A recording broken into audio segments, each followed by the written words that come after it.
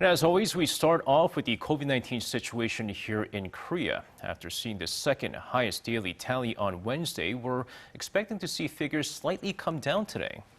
But it won't be a significant drop as the WHO has evaluated South Korea to have added the world's most amount of new COVID-19 cases for 3 straight weeks. For more, we turn to our Shin Ye-eun, who's joining us in the studio with us. Good morning, Ye-eun. Good morning. So what's the latest for today?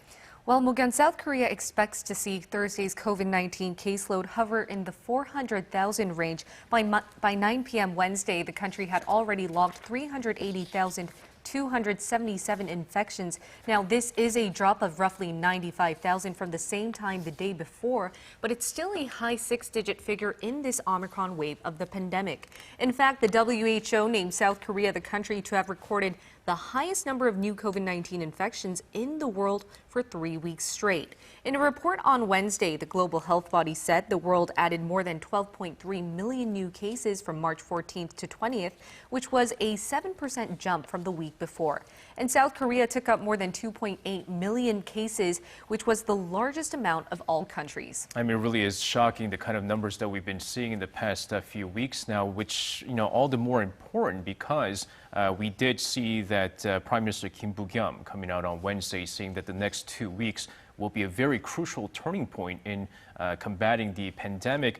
And I'm guessing in order to do that, there needs to be some significant support on the medical front, right? That's right. Since the Omicron surge, we've seen the death toll climb quickly. From March 11th to 17th, which is less than a week, we've seen the number of deaths reach over 2,000. And the number of critically ill patients has remained in the 1,000s for weeks.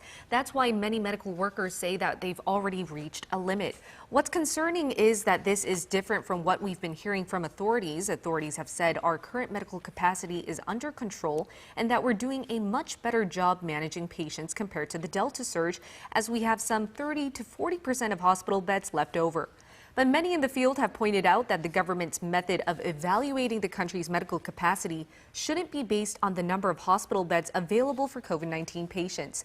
This is because authorities have decided to transfer critically ill COVID-19 patients to regular hospital rooms only after a week, and these patients aren't included in the country's total severely ill case count.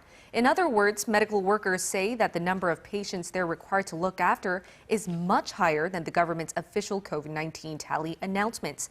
Now take a listen to the Chungnam National University Hospital Branch Director from the Korean Health and Medical Workers Union.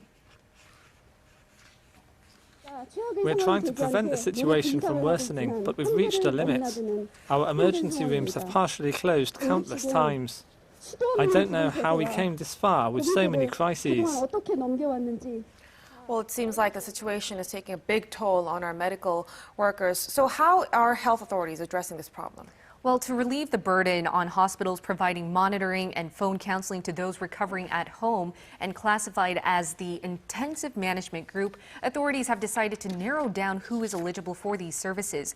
The country has some 270,000 people in the intensive management group now who receive 2 daily health checks from medical staff, and they are seniors age 60 and up and the immunocompromised. But from Friday, this age group and people with weak immunity will be placed under the standard management group if they test positive through a rapid antigen test at local hospitals. This means this group won't be able to receive constant monitoring or 2 daily checkups via phone call. But like others in the standard management group, they will be able to get prescription medicine after calling nearby hospitals if needed.